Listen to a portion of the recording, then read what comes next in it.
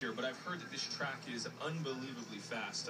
I actually, last time I completed the Millrose games was back in 2011, I believe, when it was still over at Madison Square Gardens. But I wish that I had had an opportunity to compete in a facility like this. They really have put on a great meet here. Well, we can go to the track now for the women's 60-meter hurdles. The world record by Trivalova back in 1692, 60 meters, I should say. The American record by Gail Davis in 93, 695. There is the field. Look out in particular here for Jenna Bertamo. She goes in lane 3, does Tamo, the 24-year-old. She's an Armory veteran. She was second here in last year's Millrose Games. And she's actually an Olympic gold medalist as well. She ran in the heats of the sprint relay in London. And her place was taken by Alison Felix in the final. But of course, if you help the squad get through to the final and they go on and get a medal, you get a medal as well. It's a nice little rule.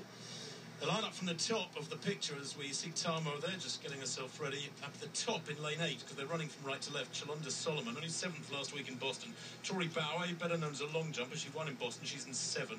6 is Jessica Young. Then in 5, Keir Brookins. Michelle A goes in lane 4. Then Jenna Bertamo in 3, third from right as you look at them there. Gloria Sumnu, 6th in Boston last week, the Nigerian in 2. And nearest the camera, Jerome Black. Away they go. Keeping very low there, Jenna Bertamo. Is she leading the market? Coming through really strongly. It's Michelle A who takes it, or does she?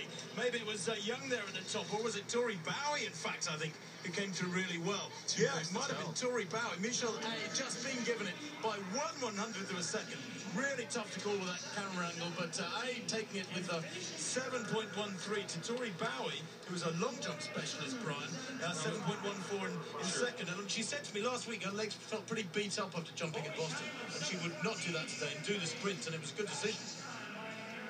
You know, I think she did a great job. If you look at these girls, in a race this short, in the 60 meters, it is so important to stay down, keep a nice forward lean. If you look at these girls, you've got one here, you've got one here. I mean, look at this. They're staying down in their drive technique, and then you have someone that's standing up straight right here. I mean, it's very difficult when you're running this race to stay in the form. But, you know, if you have good top-end speed and you come up a little early, you can finish this race and still come out with the win. Well, Tori Bowie's had a PR of 7:28 coming here, and that was at altitude in January in Albuquerque. She's just smashed that. She's run about a metre quicker than ever in her life with 7:14. Yeah, but she was just beaten by Michelle Lee. You know, unbelievable that she ran that fast and didn't stay down as long as she could have, which just tells you that she can run much faster if she drives a little better. Well, let's just have a look at this. Yeah, the Trinidadian, 21 years old, might have hurt herself there. Let's hope it's just cramp. Olympic semi-finalist in London. Where does she get hurt here? It's really hard to pick it out, Brian. She's in the pink there, 4th from right. Yeah, she looks good here. She's coming through, but she's working very hard for this win. And, you know, sometimes what ends up happening is running up the ramp, you know, you're running that fast, you tend to have a little